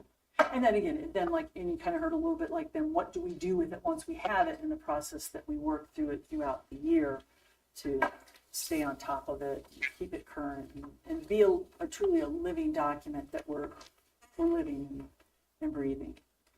That's great. Thank you for that. When do you start the process? We'll start that, like I said, for the 25, we started talking, meaning leadership started talking end of 23, and then by February, we started with internal focus group staff and that, and then we started with like March, April, May, and June. In July, we had all the focus groups were conducted through those times. Very good. And so then, thank you for that history. And then since this is a 3-year plan, what will you do in this period? Will you just take a look at where you currently are, figure out what's measurable, figure out what needs to be tweaked? What does the process look like going into 2026? Sure. So as we're moving through this action plan, we're constantly assessing and looking at what we're discovering and identifying. And so we will start this fall really taking a hard look at what we've accomplished, what's working, what isn't within this, and then start to begin to shape our action plan for next year. And then, of course, by rule, again, we have to put strategic plan, action plan out for public. So we have to have so many days where that's out for public comment. And then we bring it to the board for approval, and we'll do all that before we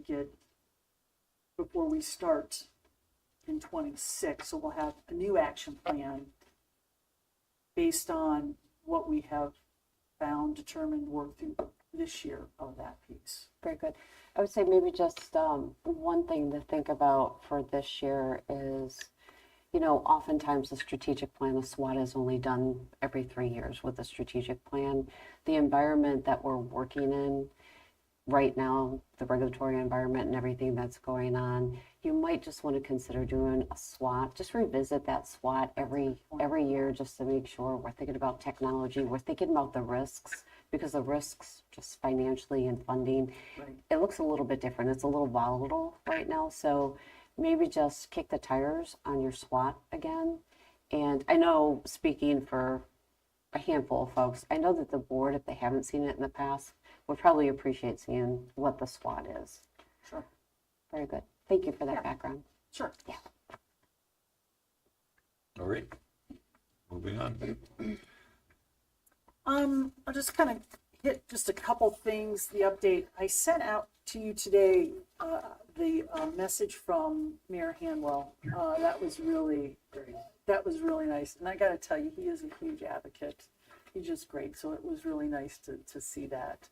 And again, it's working. We're making people opening their eyes to there's a need out there. And again, unless you experience it and know about it in your life experience with many of you parents, you get it.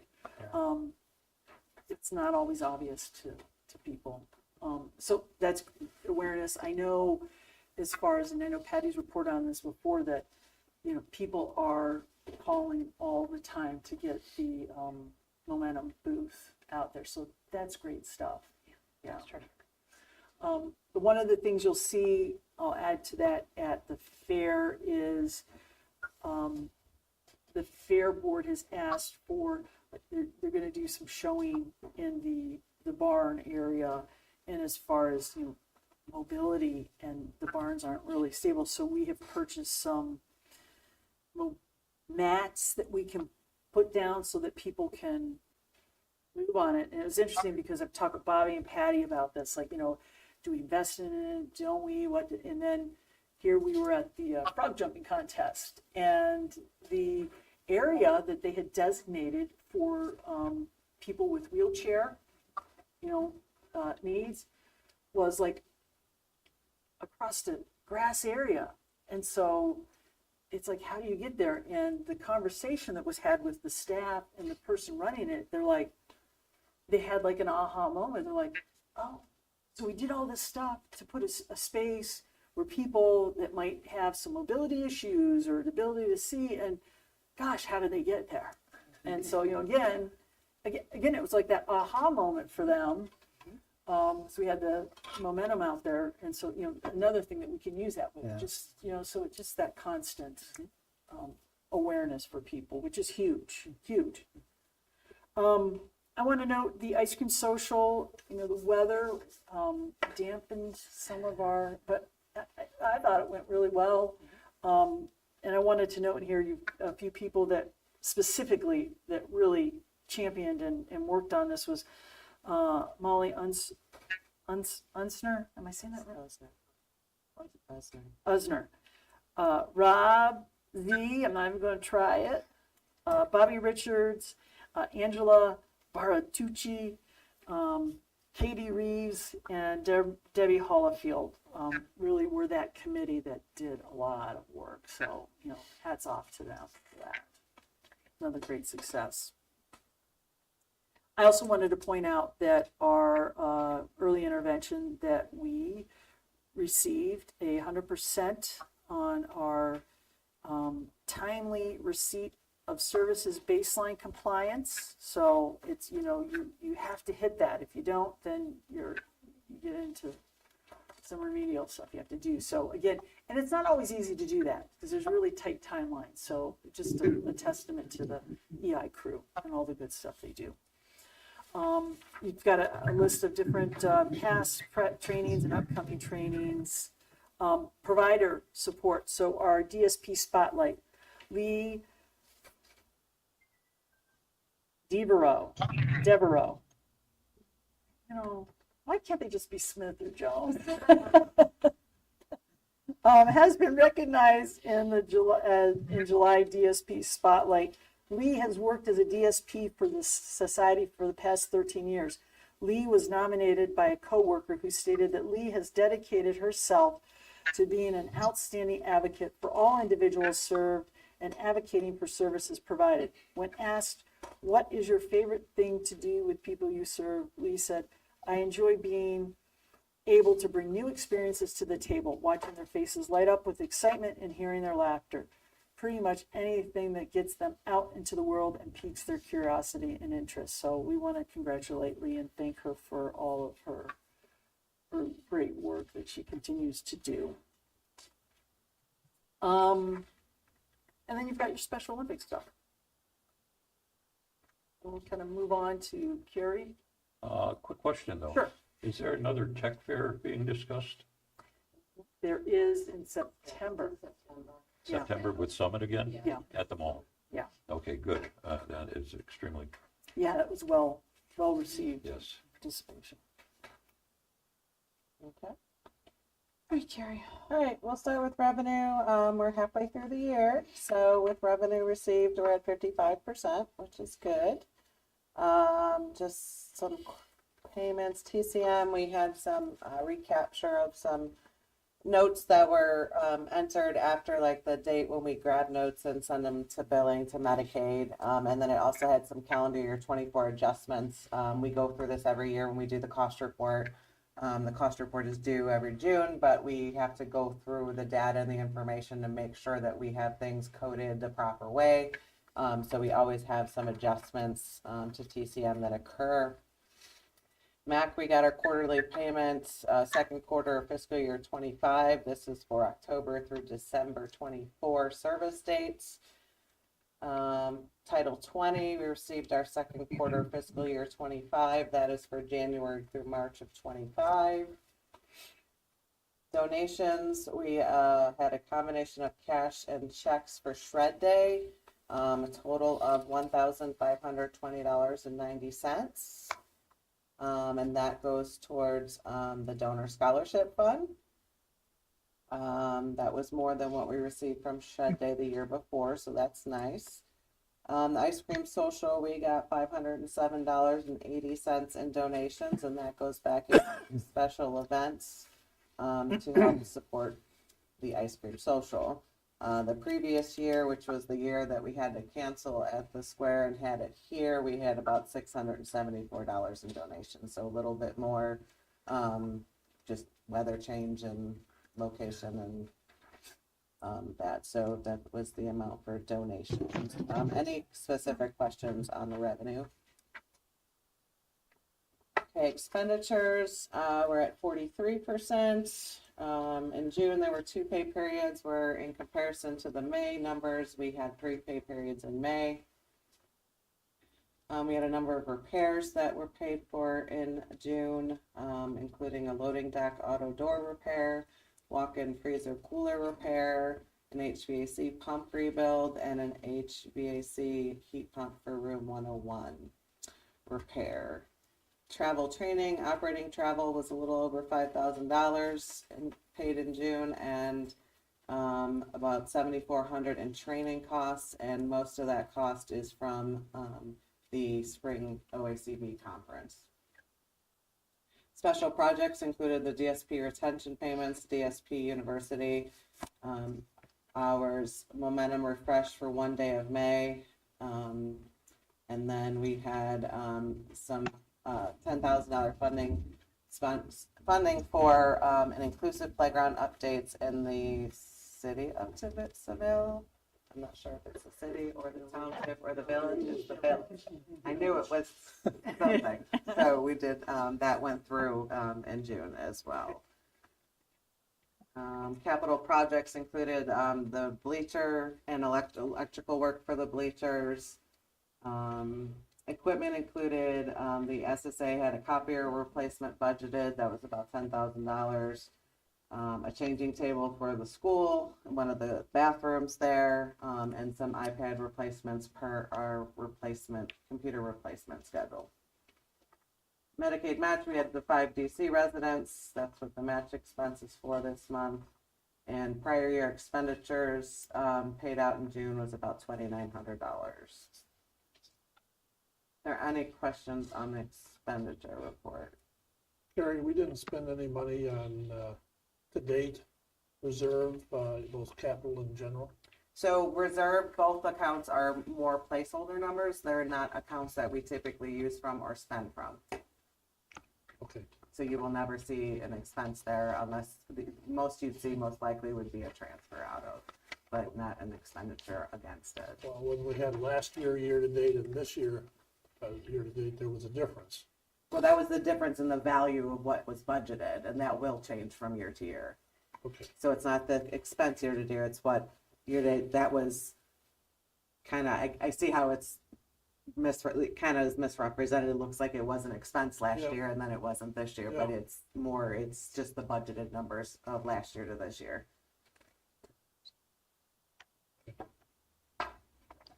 Cash balance for the month of June, end of June 30th, is a little over 41 million.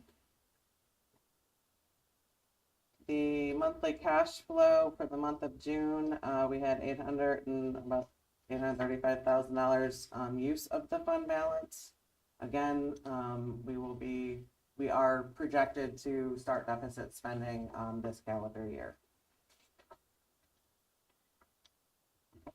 And then any questions on the voucher report?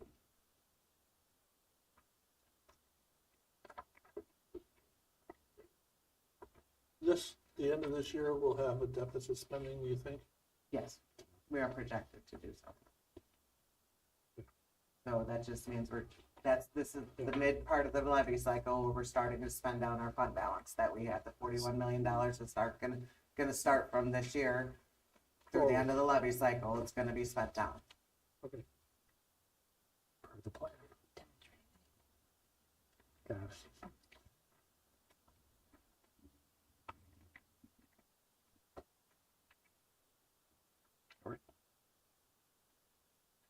Motion. Anything else? Voucher report? Anyone on questioning? Hearing none. The resolution. Resolutions, thanks, yes. Okay, administration respectfully requests board approval for resolution 2325, the acceptance of the financial statements for the month of June 2025. Okay, do I have a motion and a second? So moved. Mark, and a second? Second? Okay, Lisa, discussion. Any further discussion? It seems like I saw a lot of hardware for computers, Bobby, and backup. We have any number of backup systems that we license.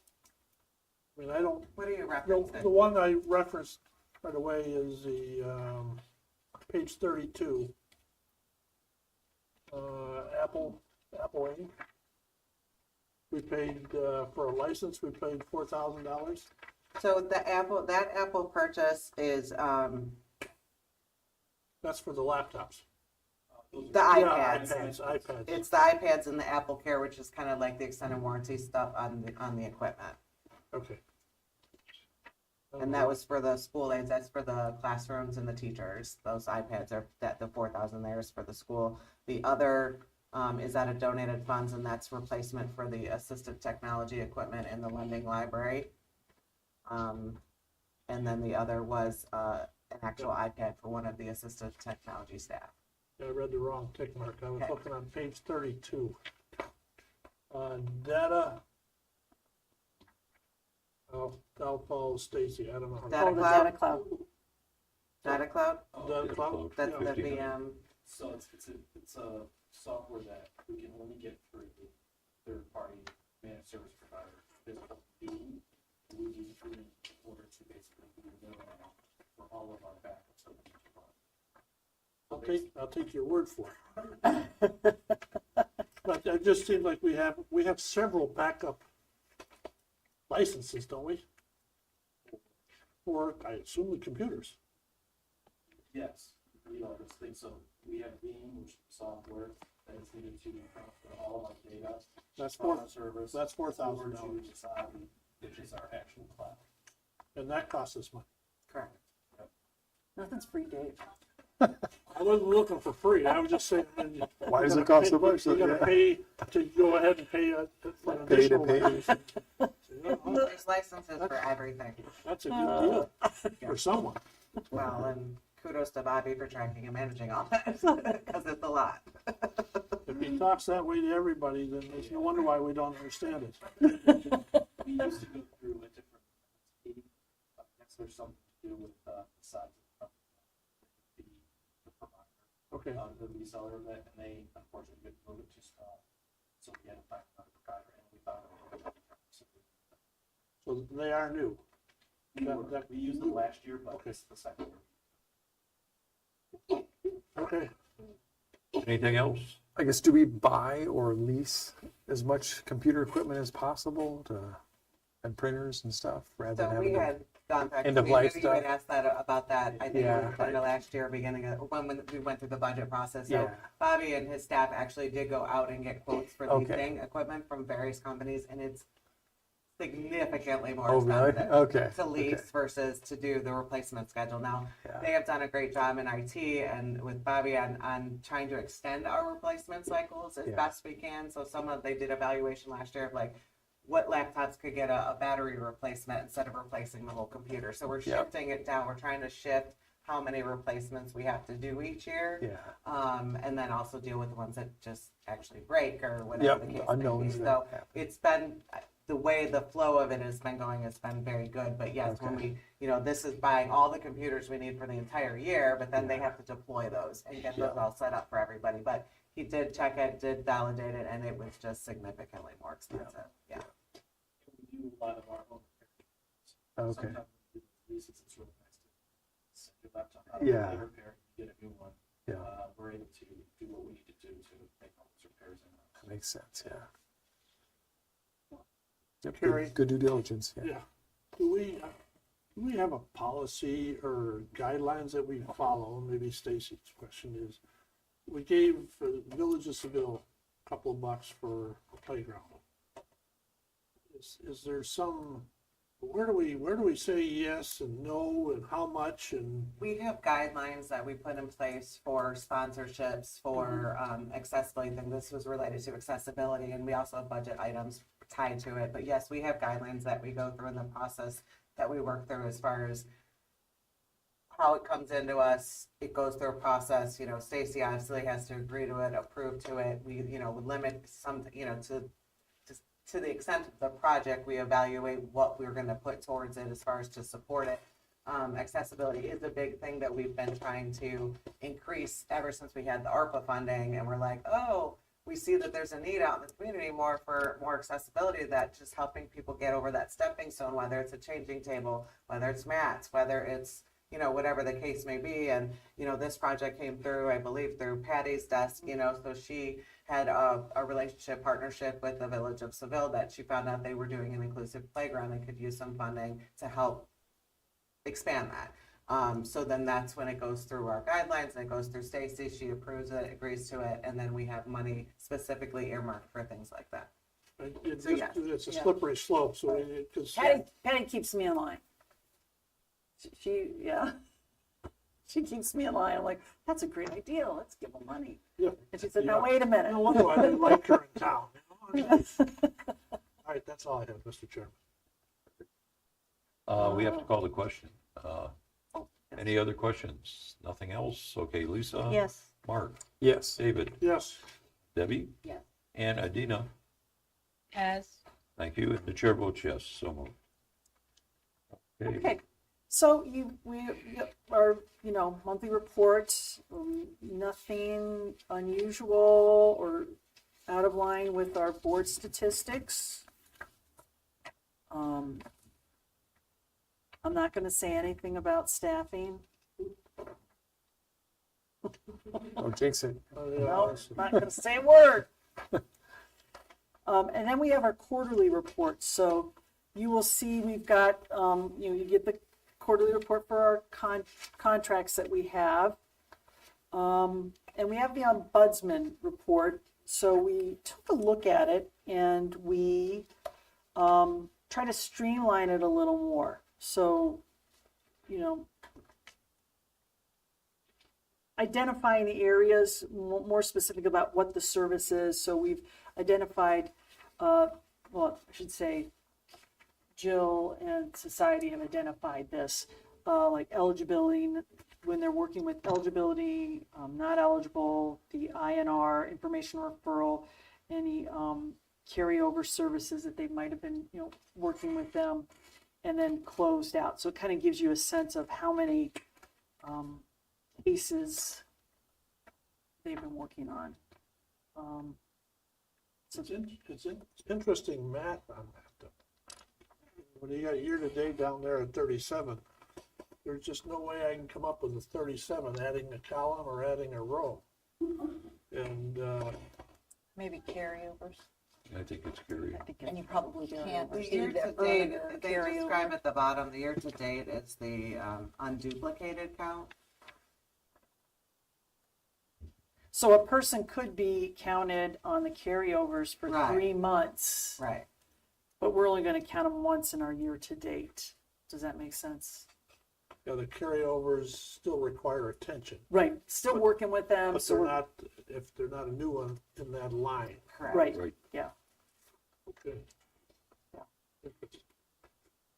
One other thing, what's the limit that we agree that the board would pass a contract versus superintendent size of contract? So the if it's a new contract over $25,000, it comes to the board for approval. Or if it is a renewing contract that's over $75,000.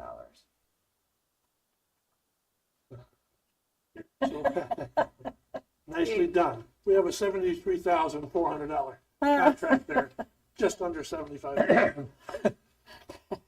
Yes, but that's also a 3-year contract. So that's the total amount for a 3-year contract. That's not an annual amount of even close to 75. Okay. All right. But again, it would fall under the 75. I mean, 75, it's- yeah. It is, but that's why it didn't come to the board, because it was under 75. And it was just a renewal of our, it wasn't new, it was a renewal of our voice over IP system. We just finished up a 5-year agreement with First Communications. So this was a renewal, and it actually was less than our first agreement, which was nice, because nothing ever goes down. Exactly. So, Wow, and, that's you know, amazing, yeah. so we got some stuff cleaned up with that, so that was great.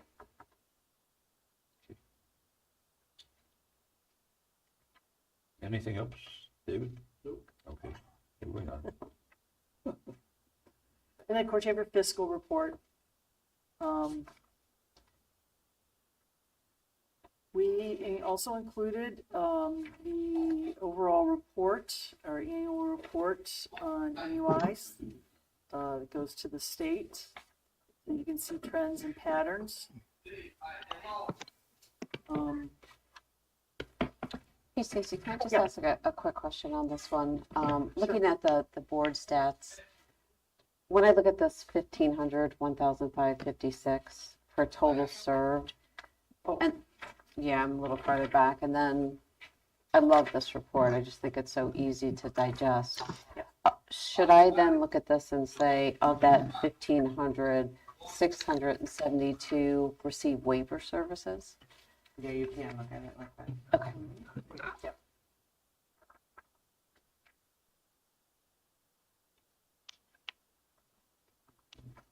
Other questions? Okay.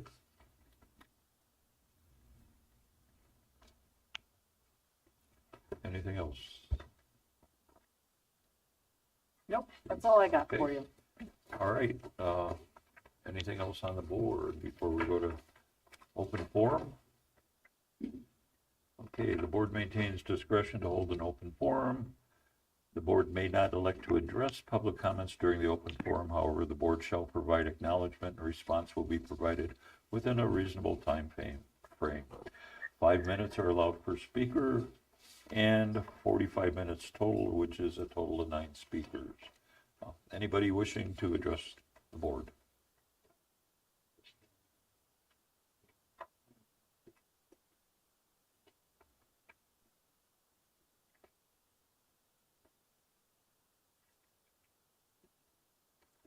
My only comment is,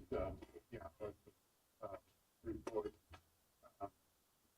When we had the subjects, the types of issues that the ombudsman was dealing with, we were able to tailor some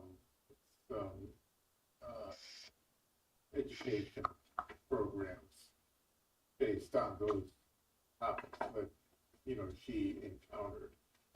So it might be an idea to keep that in mind, maybe bi-yearly or whatever, just a tally of the types of things that she's dealing with. And she does send it to us with, Yeah, I just didn't see that in the report. Okay. Thank you. Thank you. Not having an exec session tonight, and if there's no other business, I will entertain a motion to adjourn. so moved. Nobody wants to adjourn? So moved. Lisa wants to adjourn. But Mark, you second? I'll second. Okay, all in favor? Aye. Aye. Medina? Aye. I heard it aye. And opposed, same sign. Okay, thank you. Mark, I'm gonna get this. I'm gonna hit the restroom real quick. Oops, so am I. See you. Scary.